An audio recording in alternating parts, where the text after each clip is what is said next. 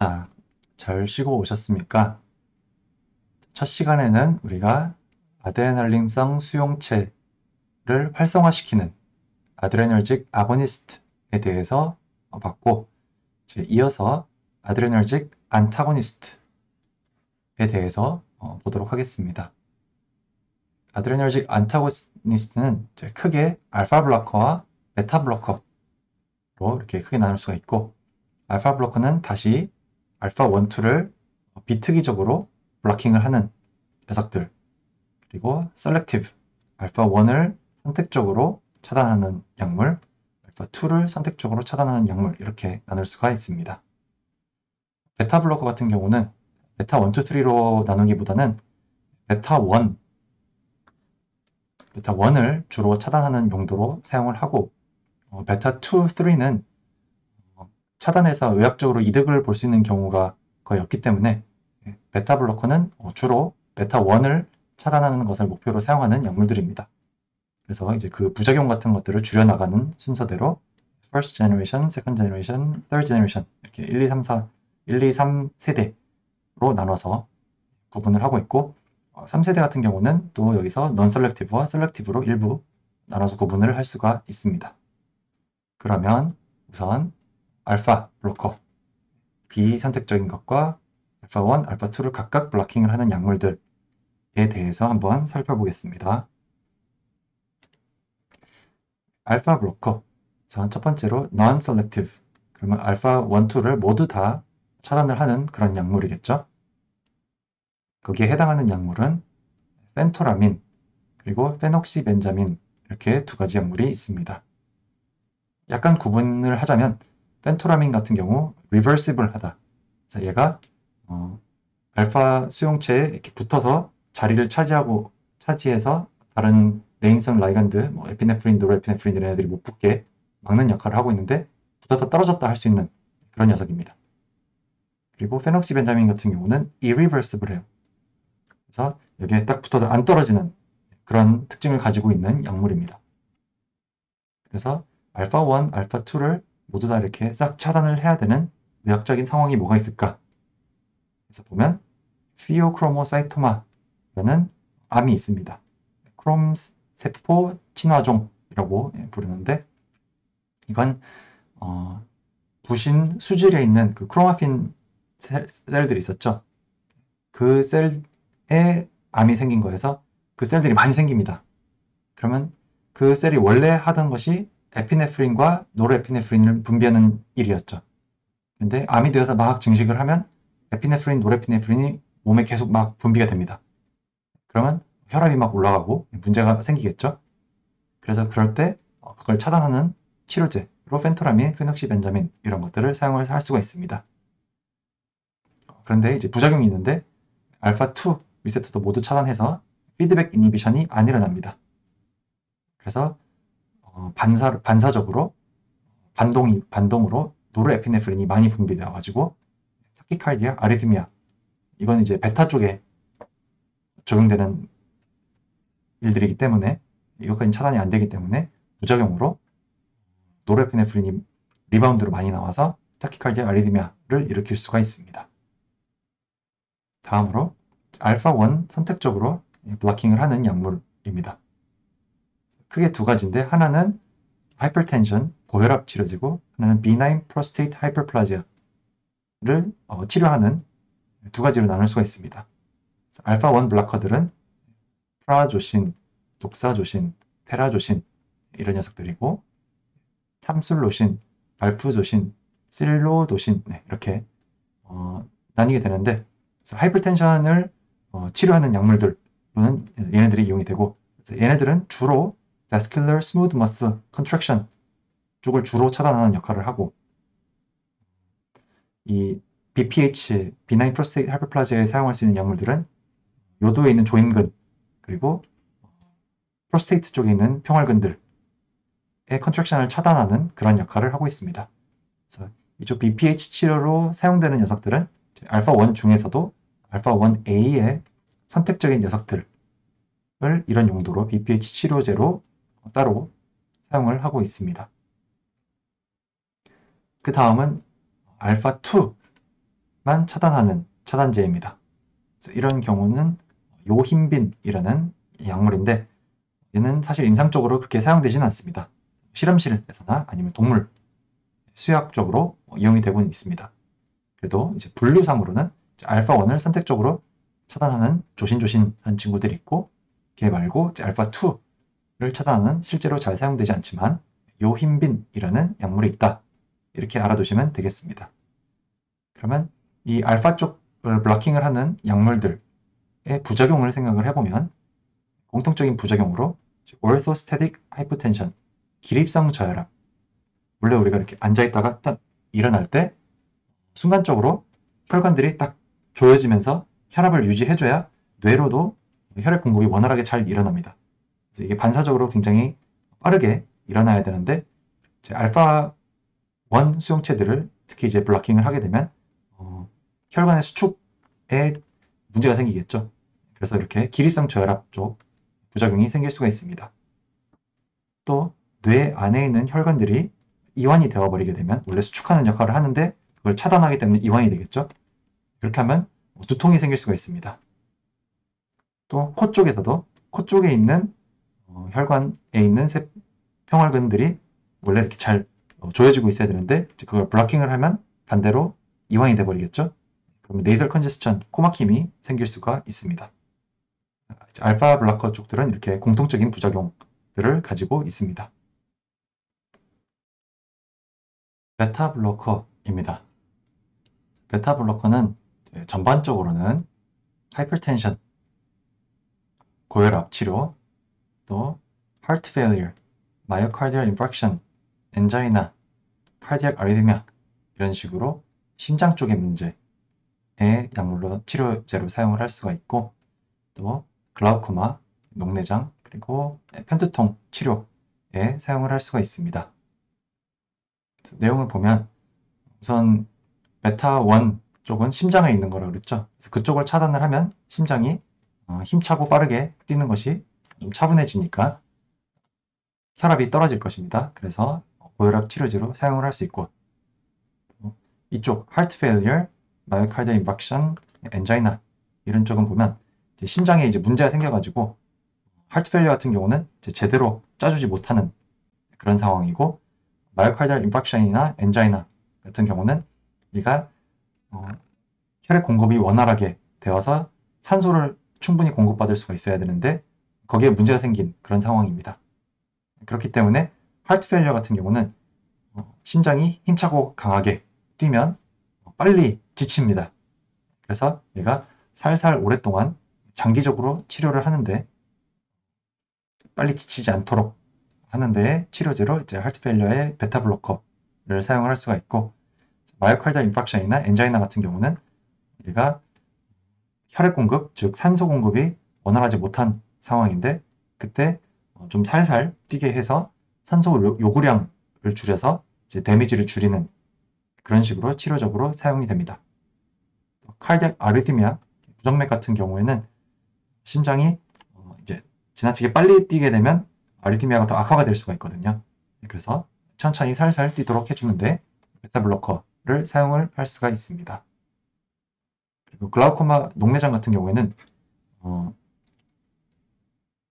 눈에 있는 안방수라는 액체가 있는데 안방수 생성에 베타 액티베이션이 되면, 특히 이제 베타2 같은 경우에 액티베이션이 되면 안방수 생성이 증가를 하게 됩니다.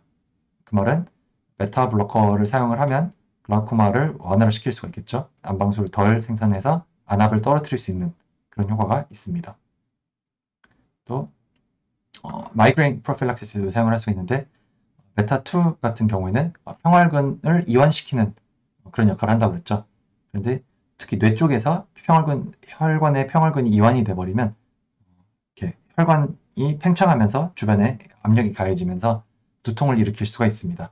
그래서 혈관 관련된 마이그레인 같은 경우에는 베타 블로커를 이용을 해서 증상을 완화시킬 수가 있습니다. 그러면 앞에서 제가 세대를 나눠서 구분을 한다 라고 말씀을 드렸죠. 우선 1세대부터 볼까요? 1세대는 non-selective한 베타 블로커입니다.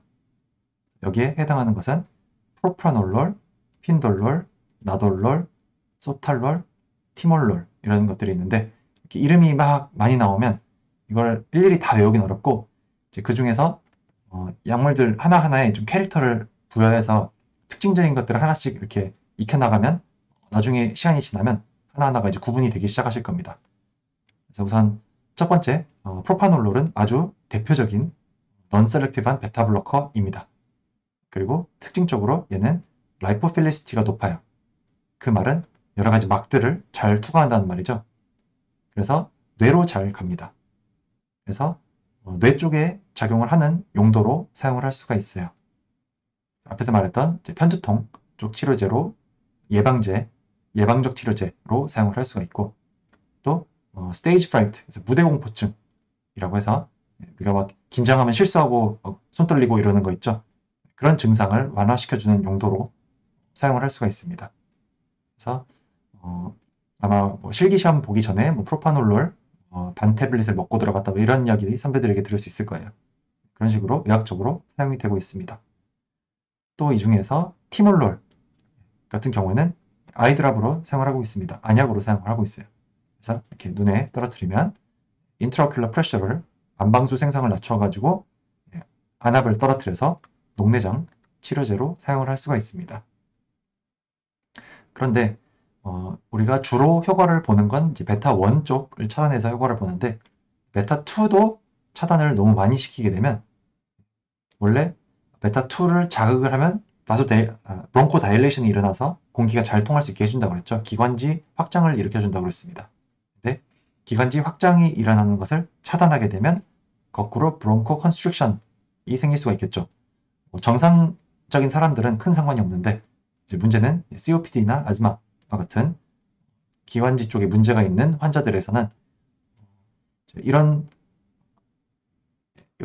효과를 얻기 위해서 First Generation Non-Selective한 베타블로커를 사용했다가 기관지 수축이라는 치명적인 부작용이 일어날 수가 있기 때문에 사용을 할 수가 없습니다. 금기 사항 중 하나입니다. 그래서 이걸 이제 개선시켜서 나온 게 다음으로 2세대입니다. 그러면 문제가 이 브론코 컨스트릭션 문제가 되는 게 베타2 쪽에 작용을 블로킹을 해서 문제가 되는 거니까 그러면 베타1에 셀렉티브한 약을 만들면 되지 않겠냐 해서 이제 개발이 된 겁니다. 그래서 베타2에 작용하는 것을 최소화함으로써 브론코 컨스트릭션 부작용을 줄인 것이 세컨 제너레이션 베타 블로커입니다. 여기에 해당하는 것들이 아테놀롤, 아세부톨롤, 비소프롤롤, 에스몰롤, 메토프롤롤 이런 것들이 있습니다. 그 중에서 이제 아테놀롤 같은 경우는 고혈압 치료제로 특히 이제 많이 사용이 되는 그런 약물 중 하나죠. 다음으로 이제 3세대. 3세대는 여기에 추가적으로 바소다일레이션 액티비티를 가짐으로 인해서 혈압을 떨어뜨리는 것을 더 효과적으로 만약에 이제 심장을 약하게 뛰게 하는 베타1 차단하는 효과만 있다라고 하면 이제 만약에 어떤 고혈압 환자가 혈관 수축이 있어가지고 그 증상이 악화된 상황인데 심장 쪽만 건드려가지고는 효과가 부족하겠죠. 그래서 그때 추가적으로 바소다일레이션 액티비티를 가지고 있는 그런 약물들이 개발되었습니다. 그래서 이 녀석들이 이제 바로 3세대에 해당합니다. 그러면 3세대는 또 셀렉티브와 넌셀렉티브로 나눌 수 있다고 했죠. 그래서 넌셀렉티브한 블로커입니다. 그래서 얘네들 같은 경우는 베타 쪽에 넌셀렉티브하게 블로킹을 하고 거기에 추가적으로 알파1을 블로킹합니다. 알파1은 자극이 되면 원래 혈관벽을 수축시킨다고 그랬죠. 그래서 알파1을 이제 블로킹하는 역할을 추가적인 기능을 가짐으로 인해서 칼베딜롤 아니면 라베탈롤 같은 이런 약들이 고혈압 치료제로 잘 활용되고 있습니다. 얘네들은 베타 넌셀렉티브 녀석들인데 또 베타1에 셀렉티브 하면서 추가적인 바소다일레이션 액티비티를 가지는 녀석들도 있습니다. 거기에 해당하는 것이 네비볼롤 그리고 베탁솔롤 이렇게 있는데 네비볼롤 같은 경우에는 평활근 바소다일레이션 액티비티가 알파1을 블락하는 게 아니고 나이트릭 옥사이드를 릴리스를 시켜가지고 그럼 이게 또 평활근 이완을 시키는 역할을 하죠. 그렇게 해서 추가적인 효과를 가지고 있고 베탁솔롤 같은 경우는 평활근 수축을 하는데 칼슘이 필요한데 그 칼슘을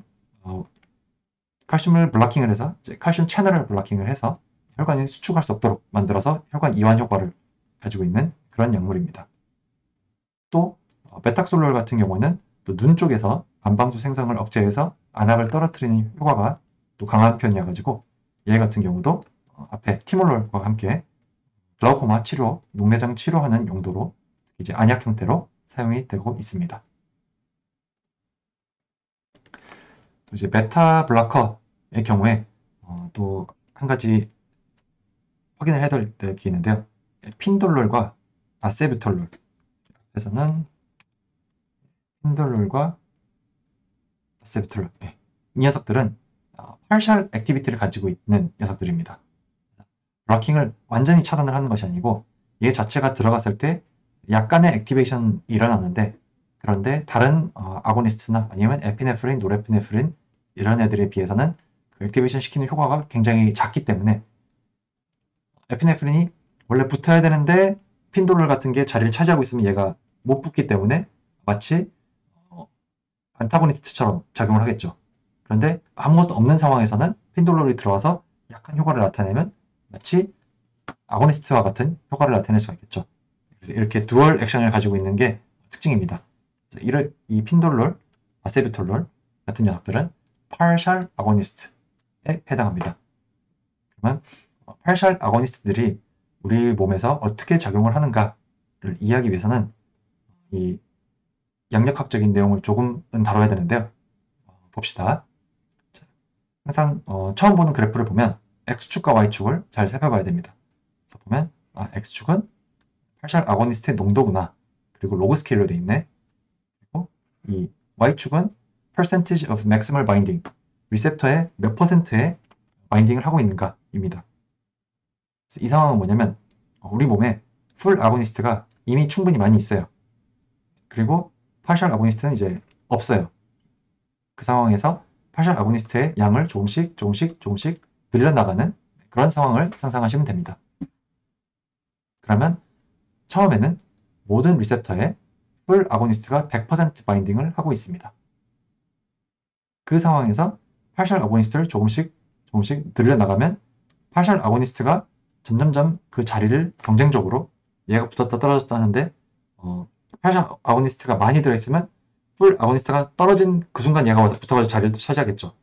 그리고 또 얘가 떨어졌는데 풀 아고니스트 붙기 전에 다른 파셜 아고니스트가 또 와서 붙어버리고, 그런 식으로 되면 이 리셉터 입장에서는 계속 파셜 아고니스트가 붙어있는 상황이 돼버리는 거죠. 풀 아고니스트는 붙을 틈이 없고. 그래서 이 파셜 아고니스트의 양을 계속 늘려나가다 보면 어느 순간에는 100% 파셜 아고니스트가 리셉터의 모든 자리를 다 차지하게 됩니다. 그런 관계를 지금 나타낸 거예요. 그러니까 이 그래프는 풀 아고니스트가 점점 자리를 차지하는 비율이 떨어지는 거고, 이 그래프는 파셜 아고니스트가 점점 자리를 많이 차지하는 겁니다. 두 개를 더하면 100%가 돼야 되겠죠. 두 번째 그래프입니다. X축과 Y축을 뭐라고 그랬죠? X축은 풀 아고니스트 또는 파셜 아고니스트의 농도입니다. Y축은 리스폰스예요. 어떤 반응이 일어나는 게 풀 아고니스트를 요 그래프 하나만 볼게요. 이 위에 있는 거. 이 그래프 하나만 보면 풀 아고니스트의 양을 조금씩 늘려나가면 점점점 자리를 많이 차지하게 되겠죠. 그러다가 100% 세츄레이션이 되면 리스폰스도 100% 일어날 수 있는 최대 효과가 나타나게 됩니다.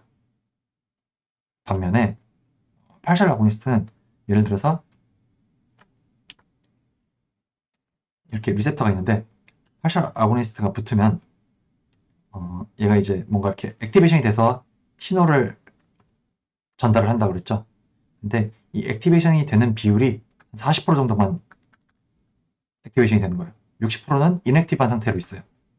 그러면 파셜 아고니스트가 100% 모든 이 셀 표면에 있는 모든 리셉터에 다 이렇게 달라붙어 있어도 나타날 수 있는 최고의 효과는 40%밖에 안 되겠죠. 만약에 제대로 된 풀 아고니스트가 이렇게 모든 자리를 다 차지하고 있으면 얘도 100% 확률로 액티베이션이 되고, 얘도 100% 확률로 액티베이션이 되고, 얘도 100% 확률로 액티베이션이 되고, 이런 식으로 다 액티베이션이 일어나게 되면 최대 가능한 효과가 반응이 일어나겠죠. 리스폰스가 100%가 되겠죠. 이렇게 100%까지 되는데 파셜 아고니스트 같은 경우는 다 얘가 붙더라도 세츄레이션이 되어도 40% 정도까지밖에 효과가 나타날 수가 없습니다. 그래서 얘는 그럼 풀 아고니스트가 100%라고 할 때 이 파셜 아고니스트 핀돌롤이나 아세비톨롤 같은 애들은 지금은 아세비톨롤 같은 애들은 40% 정도의 액티비티를 가지는 파셜 아고니스트구나 라고 우리가 알 수 있는 겁니다. 다음 이제 재밌는 일이 일어납니다. 세 번째 그래프 X축을 보면 X축은 로그 파셜 아고니스트예요. 첫 번째 상황이랑 비슷하죠. 점점 파셜 아고니스트의 양을 늘려나가는 겁니다. 그리고 이번에는 Y축이 처음에는 바인딩이었는데 이번에는 리스폰스가 됐어요. 그러면 처음 상황은 파셜 아고니스트가 지금 이 상황은 파셜 아고니스트가 없는 상황입니다. 그러면 풀 아고니스트가 100% 자리를 차지하고 있겠죠. 그러고 있다가 이제 풀 아고니스트가 점점 자리를 뺏겨요. 점점 자리를 뺏겨가지고 풀 아고니스트가 내는 효과는 결국엔 0까지 떨어지게 되겠죠. 요 그래프죠. 그런데 파셜 아고니스트를 보면 파셜 아고니스트는 계속 점점 투여를 하면 얘가 점점 자리를 많이 차지하게 됩니다. 많이 차지를 하는데 그런데 얘는 효율이 40%짜리네요. 그러면 리스폰스의 개념으로 보면 바인딩은 100% 했지만 리스폰스 자체는 이렇게 올라가는데 40%까지밖에 못 올라가겠죠. 다시 볼까요? 풀 아고니스트는 100% 효과를 다 낼 수 있는 애예요. 처음엔 얘가 자리를 다 차지하고 있고 얘는 맥시멈 이펙트가 100%다 1.0까지 나타날 수가 있어요. 그런데 이 X축을 보면 파셜 아고니스트의 농도가 점점 이렇게 올라갑니다. 올라가면 풀 아고니스트는 점점 자리를 뺏기기 때문에 풀 아고니스트가 나타낼 수 있는 효과는 0까지 쭉 떨어집니다. 반면에 파셜 아고니스트는 점점 자리를 차지하기 때문에 얘가 낼 수 있는 자리는 여기 끝까지 오면 100% 자리를 다 차지하고 있고 효과는 40% 정도 내고 있습니다. 그러면 밖에서 관찰하는 두 효과의 총합은 이 위에 있는 이 그래프입니다. 이 그래프가 두 효과의 합입니다. 그래서 토탈 리스폰스만 놓고 보면 만약에 풀 아고니스트가 자리를 다 차지하고 있는 그런 풀 아고니스트가 많이 있는 상황에서 파셜 아고니스트를 투여하면 마치 얘가 차단을 해서 효과가 40%까지 줄어드는 그런 현상이 관찰이 됩니다. 그런데 만약에 풀 아고니스트가 없다. 그러면 이 현상만 나타나겠죠. 그래서 이 현상만 놓고 보면 파셜 아고니스트를 점점 농도를 높이니까 효과가 점점 늘어나가지고 0에서 40%로 효과가 증가한 것처럼 보입니다. 하지만 풀 아고니스트가 많이 있는 상황에서 투여를 하면 100%에서 40%까지 떨어지는 현상으로 관찰이 됩니다. 그래서 파셜 아고니스트라는 것이 이름은 파셜 아고니스트지만 상황에 따라서 이렇게 아고니스트를 투여한 것처럼 효과가 올라가기도 하고 아니면 애초에 우리 몸 안에 있는 풀 아고니스트가 많이 있는 상황에서는 파셜 아고니스트를 투여하면 이렇게 얘가 블러킹을 해서 안타고니스트처럼 작용하는 그런 현상이 관찰될 수가 있습니다. 그래서 여기 써있는 말이 Intrinsic Sympathomimetic Activity를 가진다. 분류 자체는 베타 블러커 이어서 차단을 하는 그런 약물이지만 단독으로 풀 아고니스트가 없는 상황에서 투여를 했을 때 이 자체가 심파토미메틱 아고니스트와 같은 효과를 가진다. 이런 말입니다. 그래서 이 핀돌롤이나 아세비톨롤과 같은 애들은 이런 파셜 아고니스트이기 때문에 이런 특징을 가지고 있다. 그래서 어떻게 보면 장점일 수도 있죠. 블러킹한 효과는 100%에서 0%까지 뚝 떨어뜨리지는 못하지만 그렇지만 이렇게 너무 심하게 차단되지 않는 그런 효과도 있고 또 풀 아고니스트가 없는 상황에서는 이렇게 확 올리지도 않고 적당히 40% 정도까지 올리는 이런 듀얼 액션을 가진 그런 약물들입니다. 자, 그렇게 해서 아드레너직 안타고니스트 알파 블로커에는 논셀렉티브 애들도 있고 알파1, 알파2 블로커가 있다. 그 중에서 알파2는 잘 사용 안 한다고 그랬죠? 다음 베타 블로커 주로 이제 심장 쪽에 주로 사용을 하고, 그래서 first generation은 non-selective한 베타 블로커였고, 그런데 기관지 수축을 일으키는 부작용 때문에 second generation이 만들어졌고, 거기에 third generation은 이제 주로 고혈압 치료제로 사용을 할 때 vasodilation 액티비티를 추가로 가지는 애들이 개발되었다. third generation 같은 경우는 추가적으로 non-selective, selective로 나눌 수 있다. 이런 식으로. 그래서 오늘 아드레널직 리셉터에 적용하는 아드레날린성 약물들에 대해서 쭉 배워봤습니다. 자, 그러면 한번 간단한 퀴즈를 풀어보면서 오늘 배운 내용들을 복습을 해볼까요? 우리가 공부를 할 때 특히 이제 약물 같은 경우는 계속 이름이 나오기 때문에 한 번에 공부를 해서 외운다는 게 불가능합니다. 그래서 앞에서 말했던 것처럼 어떤 특정 약물들의 어떤 캐릭터를 부여해주고 여기에 해당하는 분류의 약물이 뭐지? 라는 것을 자꾸 기억을 인출하는 그런 연습을 해야 됩니다. 공부는 머리에 넣는 과정이 아니고 머리에서 자꾸 꺼내는 과정입니다. 자, 한번 봅시다. 다음 물질의 이름은, 이거는 타이로신에서 출발해서 이렇게 생합성을 쭉 거치는 그 과정이었죠. 그래서 가장 최종적으로 만들어진 게 뭐였을까요? 제가 답을 이야기할 때까지 기다리지 마시고 한번 생각을 해보세요. 에피네프린이었죠. 그래서 에피네프린이 끝판왕 여기서는. 그래서 제일 강한 효과를 가지고 있고 알파와 베타 공이 모두 다 강하게 작용을 한다. 이렇게 말했습니다. 이름 한번 볼까요? 그래서 얘는 타이로신이고 타이로신이 도파가 되고 도파가 도파민이 되고 도파민이 노르에피네프린이 되고 얘가 마지막으로 에피네프린이 된다. 이렇게 했습니다. 자, 두 번째 문제 한번 볼까요? 노르에피네프린을 대사시키는 효소는, 그래서 이 카테콜아민들을 대사시키는 효소가 크게 두 가지가 있고 얘네가 많이 있어가지고 카테콜아민들의 반감기가 굉장히 짧고 입으로 먹기도 힘들다. 이런 말을 했습니다. 답은 그래서 모노아민 옥시데이즈 이거였죠. 마오였고 또 하나가 뭐였죠? 홈트였죠. 그래서 카테콜 O 메틸 트랜스퍼레이즈였습니다.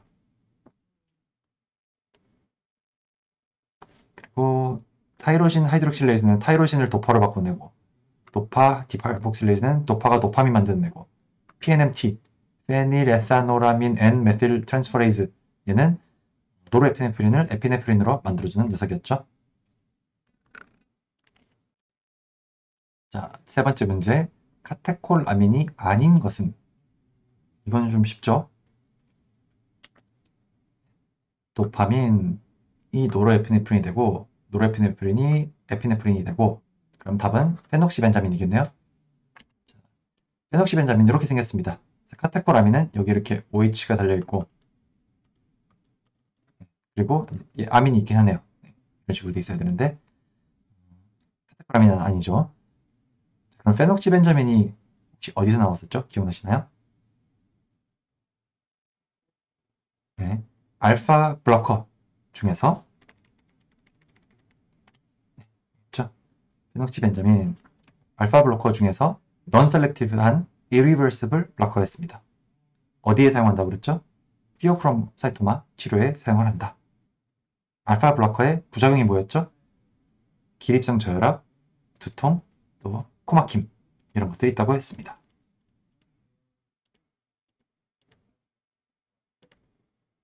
자, 4번 알파2 selective agonist.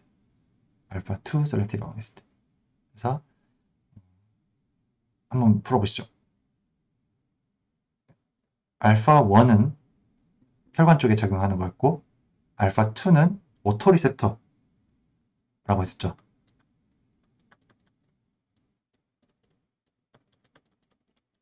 그래서 뇌 쪽에 많이 있어가지고 정신과 약으로도 많이 사용하는 아고니스트다 라고 말씀을 드렸던 클로니딘입니다.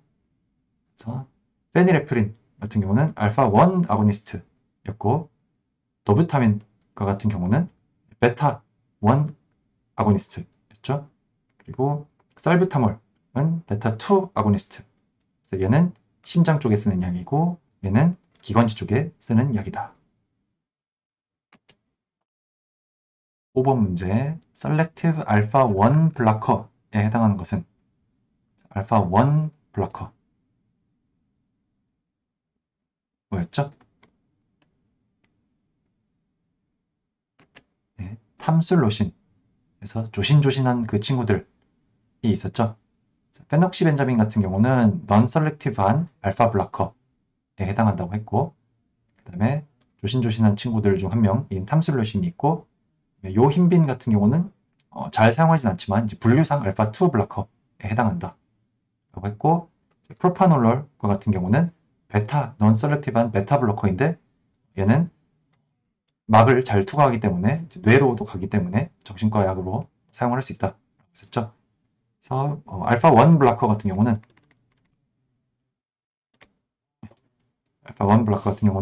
크게 고혈압을 치료하는 녀석들과 비나인 프로스테이트 하이퍼플라지아, 전립선 비대증에 사용하는 약물들을 볼 수 있다.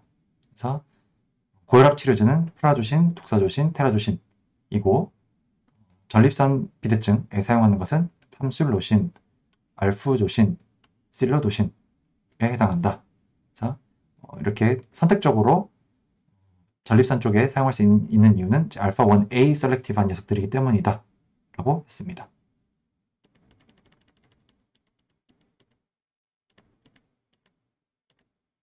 네. 자, 6번째 문제입니다. 2세대 베타블로커의 특징. 그래서 1세대, 2세대, 3세대로 가면서 뭔가 특징들이 있다고 했죠. 뭐였을까요? 네, 답은 브론코 컨스트럭션 부작용이 적다. 그래서 베타1과 우리가 주로 원하는 효과는 베타1을 차단하는 건데 퍼스트 제너레이션은 베타2도 블로킹을 하는데 얘는 기관지 쪽에 주로 있다고 했죠. 그래서 자극을 하면 브론코 다일레이션이 일어나서 호흡이 편해지는 쪽으로 작용을 해야 되는데 그 브론코 다일레이션을 차단하게 되면 컨스트럭션이 일어나겠죠. 반대로. 그래서 천식 환자들에서 1세대는 사용을 할 수가 없다 라고 말씀드렸습니다. 그리고 바소다일레이션 액티비티를 추가로 가지는 게 바로 2세대에서 3세대에 넘어갈 때 특징이었습니다. 7번 문제 Indirect Acting Adrenergic Agonist. 아드레너직 아고니스트는 다이렉트가 있고 인다이렉트가 있고 믹스드가 있다고 했습니다. 그 중에서 인다이렉트에 해당하는 녀석들입니다. 뭐였을까요? 네, 답은 암페타민이었죠. 인다이렉트한 것은 다이렉트한 것들은 수용체에 직접 바인딩하는 녀석들이었고 인다이렉트는 다른 간접적인 방법으로 아고니스트 효과를 나타내는 거였는데 암페타민이나 아니면 코카인 같은 녀석들이 리업테이크를 막아가지고 원래 노레프네프린 같은 것들이 아니면 도파민 같은 것들이 리업테이크가 되거나 아니면 디퓨전이 되거나 아니면 엔자임에 의해서 메타볼리즘이 돼서 작용이 끝나게 되는데 리업테이크를 이니비션을 시키면 클레프트에 많이 오랫동안 남아있게 되겠죠. 그리고 베세클의 분비가 되는 확률도 올려준다고 했습니다. 그런 식으로 작용하는 거였고 또 메타볼리즘 엔자임들을 억제하는 방식으로 작용을 하는 인다이렉트 아드레너직 아고니스트도 있었죠. 셀레젤린이랑 엔타카폰 이런 애들도 있었죠. 그래서 그런 녀석들이 이 세 분류 중에서 이 인다이렉트에 해당하는 녀석들이었습니다. 자, 제가 준비한 수업은 여기까지입니다. 그래서 지금 첫 번째 시간, 두 번째 시간에 나눠서 수업을 했는데 이제 각각의 예를 들어서 베타1에 작용하는 아고니스트와 안타고니스트를 새로 이제 놓고 그 작용들 효과들이나 사용하는 것들을 이제 비교해보는 식으로 다시 한번 복습을 해보시면 처음에 아고니스트 배우고 안타고니스트 배웠던 내용들이 좀 정리가 될 것 같습니다. 그런 식으로 잘 정리하시고 다음 또 수업에 만나도록 하겠습니다. 마치겠습니다.